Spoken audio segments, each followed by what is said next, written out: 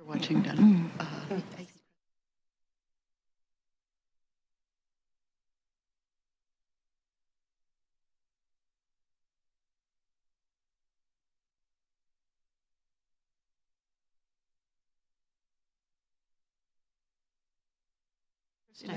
Good afternoon, everybody. Thank you for being here for our July 8th meeting. The July 8th, 2019 City Council meeting of the full Seattle City Council come to order. It's 2:00 p.m. I'm Bruce Harrell, President of the Council.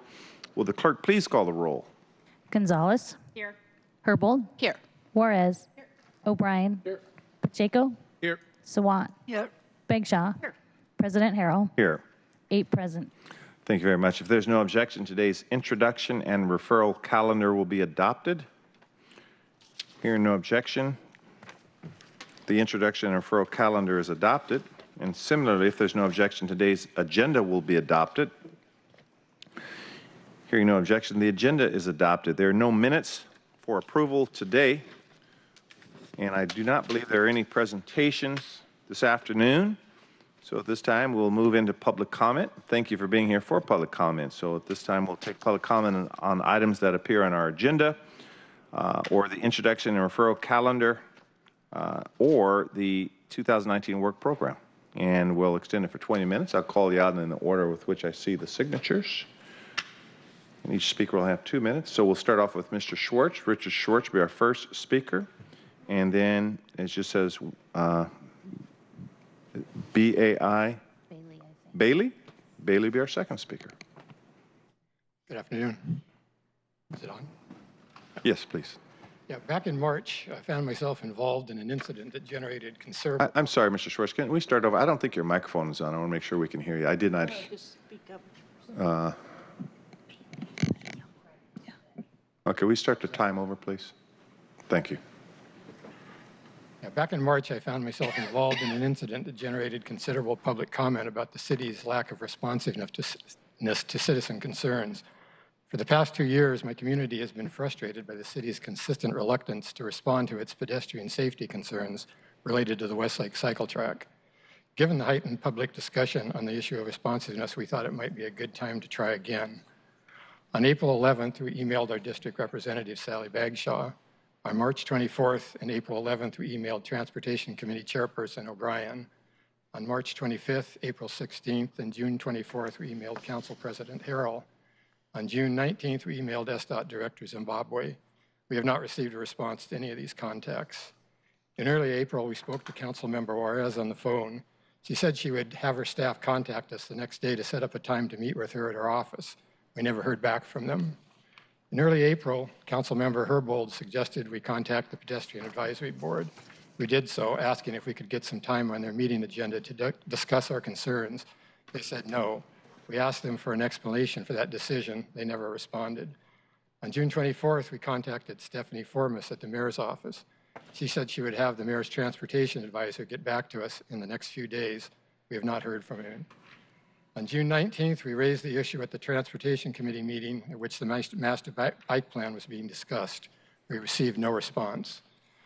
All we have asked of the city is that it responsibly manage the facility it built through the heart of our community. That's an eminently reasonable request. We've gone by the book in raising our concerns. We've been polite and we've pursued them through appropriate channels. Despite this, as I have recounted today, we have been consistently ignored. We need to know why.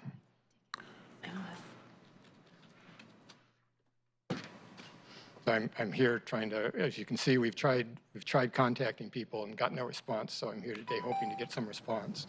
Okay. I don't know the substance of, thank you, Mr. Schwartz, for your comment, and I'll call in on the next speaker in a second. I don't know what response you're calling for specifically in your emails. Are you sending the same email to all of these parties? No, they're all individual. They're all different emails, and so you're asking for them to engage with us on this problem of pedestrian safety. And by us, you're referring to you and others? Myself, and previously I left a petition of 350 people from the community who had expressed their concerns. I left another copy of it today for you. And generally, it's the entire community. In a nutshell, it's a transportation issue is what I'm surmising? To me, it seems like mainly an enforcement issue because... But would you say, Mr. Schwartz, is it more of a transportation issue to some extent? Well, that's why I spoke to the Transportation Committee, but that didn't get us any response either. So do we think we can get Mr. Schwartz a response to a transportation issue if it's... Well, we're aware of the concerns, and I forwarded them to the SDOT, but there are lots of transportation concerns throughout the city, and I just think this is not elevated to a top priority. There've been, this is a process that we spent years working on, and I think Mr. Schwartz disagrees with the policy that we've taken. Yeah. No, there is no policy. That's the problem. So, but this is not the forum for back and forth. I've heard your opinions multiple times. Where do we get a back and forth? That's So what I'll try to do is I'll ask my staff to do a sort of a search of your emails to see what kind of response we could pull together. So I appreciate your comments. Okay, thank you, sir. Is it Bailey? Yes. Bailey. I'm sorry to mispronounce that. And if there's another sign-up sheet and we have other speakers, will one of the clerks be so kind as to hand me if there's another sheet of speakers, if there is? This would be a last speaker otherwise. Yeah, Please I don't proceed. believe there's anyone else signed up. Okay, we're good? Okay. We're good. Okay. Good to go? Yep, good to go. Good afternoon, council members. Thank you for being here. My name is Bailey, and I'm here today on behalf of Unified Seattle. As a college student living in Seattle, I'm disappointed with the way the homeless crisis is being treated, especially within the low-barrier shack encampments in South Lake Union. I care deeply about the homeless individuals here in our city, and I'm tired of seeing this treatment being falsely interested, represented by only city officials to get them reelected versus their actual care and needs. The increase in homelessness is discouraging, to say the least. Yet the way homeless people are being given aid is more upsetting. The city's solution to put these people into small garden shed-like encampments surrounded by like-minded drug addicts and allow for the free use of their substance, there is no rehabilitation, no medical aid, no mental health counseling or job training, only drugs and despair. Seattle needs to address the elephant in the room. That is the overwhelming uptake in drug addiction plaguing our citizens, leading them away from jobs and community and instead towards poverty and addiction. Placing sick people into shacks and encouraging them to live a slave to their addiction while providing them with little to no future in hope is not helping them in any way. Unified Seattle, on the other hand, wants to see real change, to create a strong plan to help these homeless individuals in our city. Unified Seattle wants to help the homeless become active members of our society, not just people hidden in shacks far from the public eye. We need real solutions, not shacks, and I'd love to see your participation in that effort. Thank you. Thank you, and thank you for your comments. Okay, at this point, I'll close public comment if there are no speakers that wanted to speak. Did you want to speak up? That's what I was asking. I didn't see your name speak up on the sign-up sheet. Sorry about that. Just give us 1 sec. We'll start over. Go ahead and have her sign the sheet, and we'll... Yeah, I was listening to Eat the Airwaves yesterday. Can I sign after I speak? Yes, you can. And they said that there was a homeless encampment that was self-governed and was doing pretty well. I think it was up by Beacon Hill or one of those light rails. Anyways, last week, I think it was you, Bruce Harrell, that spoke up to take action to help the people in the homeless encampments because it was actually doing really well, self-governing itself. There was no complaints of drugs or anything that I know of, or it's kind of mythologized to like make a political issue about helping homeless people and like separate people, like make them fight with each other about you know, how to treat homeless people. So like $100,000 was spent for surveillance on these camps that were already running themselves just fine, you know, and these people don't have anywhere to go and they're waiting to get into somewhere safe. And, you know, but they're doing a good job on their own. I haven't had a chance to go visit them, but these new groups are popping up around Seattle to like hate mongering, like to channel anger towards homeless people. And it's actually really sad because there just isn't enough affordable housing. And I just hope that as a community, we can help them self-govern themselves. I also heard on Eat the Airwaves that a lot of the pollution was from people remodeling their houses. They would dump the garbage by the homeless encampments and then blame the homeless people for it to get anger, so that way they didn't have to pay the fee when they took it to the dump. And I just think it's really sad to politicize people who are physically, emotionally, spiritually suffering and you know, use that as a political tool for people with enough money for housing. I mean, people that maybe they don't have enough money for a house that big, and so their anger has to go towards somebody because they're encouraged. Everybody who's normal owns a house. So anyways, I'm just glad to be here. Thanks. Thank you very much for your comments. And at that point, I think I'll close public comment and we'll move on to the payment of the bills section. So please read the title. Council Bill 119-565, appropriating money to pay certain claims and ordering the payment thereof. I'll move to pass Council Bill 119-565. It's been moved and seconded that the bill pass. Are there any comments? Please call the roll on the passage of the bill. Gonzalez. Aye. Herbold. Aye. Juarez. Aye. O'Brien. Aye. Pacheco. Aye. Sawant. Aye. Bagshaw. Aye. President Harrell. Aye. 8 in favor, none opposed. The bill passed and chair will sign it. Please read the report of the Sustainability and Transportation Committee. The report of the Sustainability and Transportation Committee, Agenda Item 1, Council Bill 119-560, accepting the gift of funds for design and purchase of planting at 4 business nodes along Delridge Way Southwest as part of the Delridge Way Southwest RapidRide H Line project. The committee recommends the bill pass. Thank you. Councilmember O'Brien. Thank you. Colleagues, this is a modest gift we'd accept from the Delridge Neighborhood Development Association. It's a little over $6,000. And it's essentially donations that have been gathered to upgrade the planting along that corridor.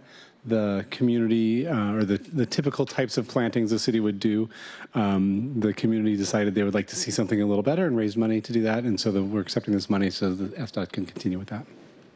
Very good. Councilmember Herbold. Thanks for looking my way. I want to give a big thanks to DNDA and their work specifically focused on improving and enhancing the business districts in the North Delridge neighborhoods and working really closely with the Office of Economic Development to do so. This is a high priority action in the North Delridge Action Plan that this council recognized a couple weeks ago now, and the 4 specific neighborhood areas identified in the North Delridge Action Plan are Andover Junction, Delridge Community Campus, the Brandon Junction, and the Sylvan Junction. So I'm pleased that not only is DNDA doing this focus, but that SDOT is doing some good work keeping the neighborhood plan in mind and working in collaboration with the Office of Economic Development. Very good. Excellent.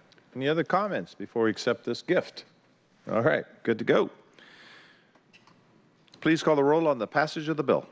Gonzalez. Aye. Herbold. Aye. Juarez. Aye. O'Brien. Aye. Pacheco. Aye. Sawant. Aye. Bagshaw. Aye. President Harrell. Aye. 8 in favor, none opposed. The bill passed and chair will sign it. Please read the next agenda item. Agenda Item 2, Council Bill 119-563, relating to grant funds from non-city sources, authorizing the Director of the Seattle Department of Transportation to accept a specified grant. The committee recommends the bill pass. Councilmember O'Brien.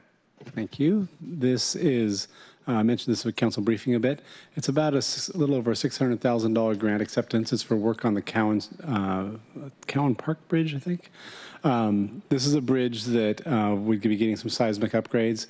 As I mentioned earlier, this was on the contingency list of projects the city had submitted to the Puget Sound Regional Council for their grant approval process. Because a couple other projects ahead of that were not likely to be able to complete the projects by the end of the year for the funding requirement. The city thankfully was able to accelerate this project to use some of those grant funds so the region would not have to forfeit those grant funds to go back to the federal government. And this allows the other projects that were behind elsewhere in the region to slot in for the next grant process. Thank you, Councilmember Bryan. Any questions or comments on this bill? If not, please call the roll on the passage of the bill. Gonzalez. Aye. Herbold. Aye. Juarez. Aye. O'Brien. Aye. Pacheco. Aye. Sawant. Aye. Bagshaw. Aye. President Harrell. Aye. 8 in favor, none opposed. The bill passed and chair will sign it. Please read agenda item number 3. Agenda Item 3, Appointment 1372, appointment of Tanika Thomas Bird as member, Sweetened Beverage Tax Community Advisory Board for a term to August 31st, 2023. The committee recommends the appointment be confirmed. Councilmember O'Brien. Thank you. Tanika Thompson's a great community leader. I've had a chance to work with her for a number of years. Probably first interaction was her work with Got Green on the priority hire.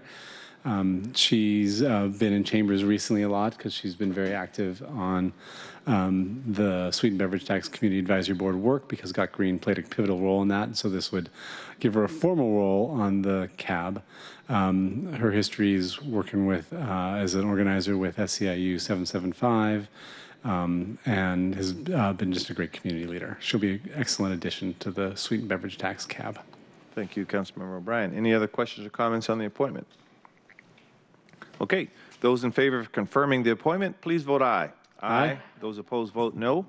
The motion carries and the appointment is confirmed. Please read the fourth agenda item. Agenda item 4, appointment 1378, appointment of Stephen Fry as member, Urban Forestry Commission for a term to March 31st, 2022. The committee recommends the appointment be confirmed. Councilmember O'Brien. So Stephen's the program director for the Seattle 2030 district. Works with developers and facility managers to oversee programs based on reducing energy use. Had a great conversation at committee about his interest in an update to Seattle's tree ordinance. He seemed to be fairly well versed with the direction that's going and is excited to join this committee and hopefully work with this council in the coming months to get an update to that. Very good. Any comments or questions? If not, those in favor of confirming the appointment, please vote aye. Aye. Those opposed, vote no. The motion carries and the appointment is confirmed. I believe that concludes our agenda for the day. Are there any further business to come before the council? Okay, if not, we stand adjourned and everyone have a great rest of the day. Great, thank you.